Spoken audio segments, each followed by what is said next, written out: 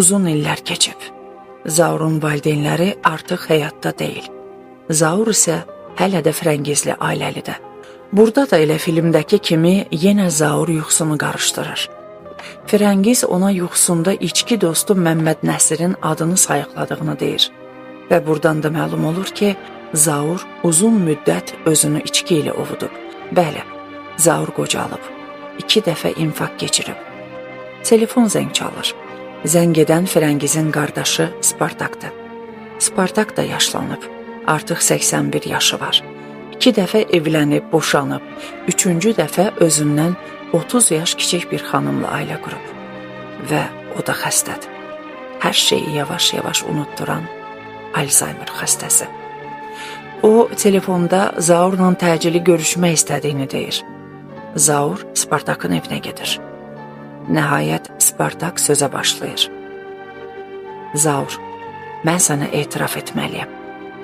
Bu cümlə Zauru diksindirir. İllər keçsə də qorxduğu o mövzu yenə qarşısına çıxır. Qalxıb getmək istəyir. Amma Spartak onu saxlayır. Otur, bunu bilməlisən. Nə qədər ki unutmamışam, hər şeyi bilməlisən. Və sözünə davam edir. Zaur, o gün mənim maşınımda gördüyün təxminə idi. Zaur o cümləni eşidir.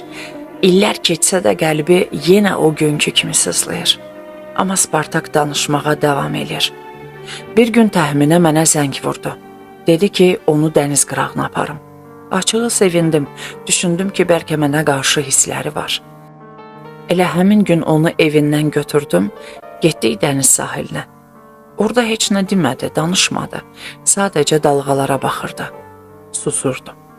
Sonra birdən dedi ki, sizin bağa gedə bilərik. Bu dəfə artıq əmin idim. Fikirləşdim, yəqin mənə yaxınlaşmaq istəyir. Getdik bizim bağa. Orada da yenə sustu. Eyvanda dayanıb uzaqlara baxdı. Mən dözmədim, yaxınlaşıb onu qucaqlamaq istədim, amma o məni itələdi. Və dedi ki, gedək. Dedim, necə yəni gedək, bəs nəyə gəlmişdik? O isə sadəcə dedi, vidalaşmağa. Zaur, mənim təxminə ilə aramda heç vaxt heç nə olmayıb. O sənə xəyanət eləməyib. Və beləcə Zaurun illərlə içində daşıdığı şübhə bir cümlə ilə dağıldı. Amma artıq çox gec idi.